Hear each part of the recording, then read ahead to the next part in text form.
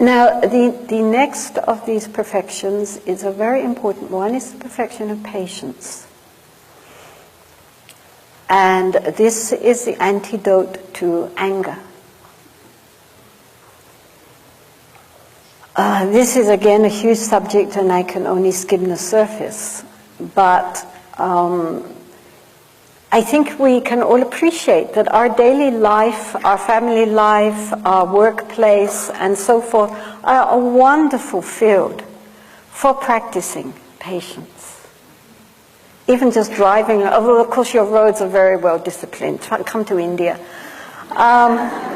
But nonetheless, driving and so forth, wonderful, wonderful opportunities for practicing how to relax inwardly and not react with irritation, frustration, anger. So how to develop patience? Well, as I say, this is a big subject. We can only deal with one or two points here, but one of them is that normally when somebody upsets us and angers us, we regard them as an obstacle to ourselves being tranquil and peaceful, nice, friendly people.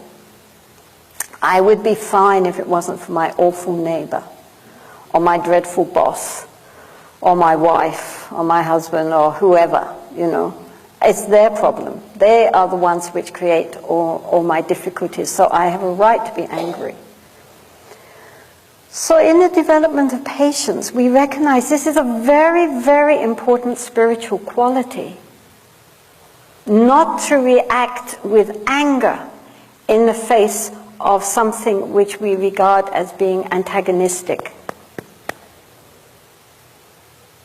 So as with any practice, as with any quality, we need to practice it, don't we?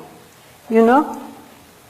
So it's very easy to be loving and friendly and kind, surrounded by people who are loving and friendly and kind. I mean, for example, here everybody's so sweet and everybody's smiling and bending over backwards to be helpful and kind. And this is wonderful. But it can lull one into a false sense of complacency, that one, therefore, is also loving and friendly and kind under all circumstances, because one only meets with that. So, therefore, in order to really practice, we need people who are obnoxious.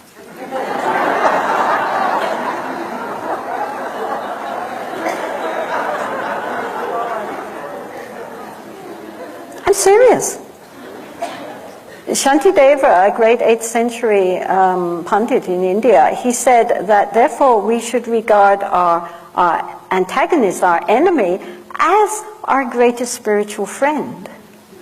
Because they're helping us to develop this very important quality without which we will not be able to attain to enlightenment.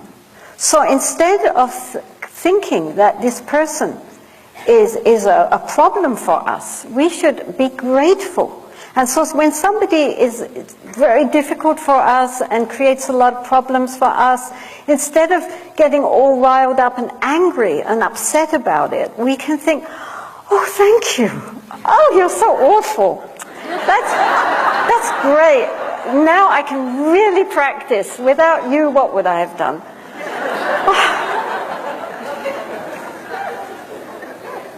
And then that transforms the whole situation. Now, of course, this does not mean that if we are in a heavily abusive situation, we just sit down and say, hit me harder. But it does mean that even if one is in an abusive situation, one can extricate oneself as quickly as possible, but nonetheless with love and compassion in the heart.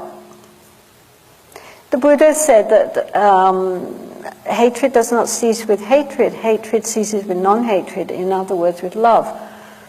And if someone is difficult to us and in return we get angry and frustrated, we've doubled the problem. Do you understand? Like if somebody does something to us, cheats us or is difficult with us, and then we feel all this anger and frustration and bitterness in our heart, then we are torturing ourselves, right? It's not affecting that person. They're fine. We are only doing to ourselves what our worst enemy would wish for us, right? So we're giving ourselves a double dose.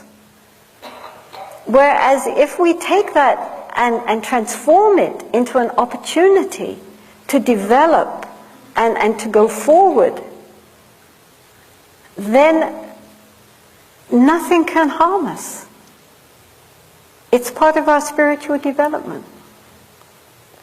And this is not just with people, but also with circumstances. Everybody now is beginning to understand that difficult circumstances are actually our greatest opportunities to grow.